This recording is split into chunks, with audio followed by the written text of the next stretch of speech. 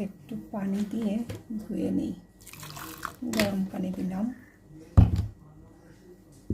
ঢেলে নিচ্ছি almond milk, দিয়ে দেবো বেলের পাল্প,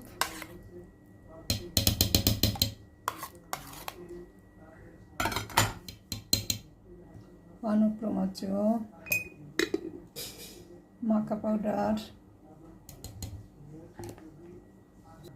মধু। এবার ব্লেন্ড,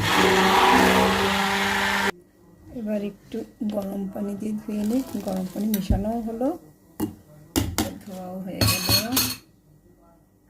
এবার এটা হচ্ছে মিস্টার অ্যান্ড মিসেসের জন্য এনার্জি ড্রিঙ্ক।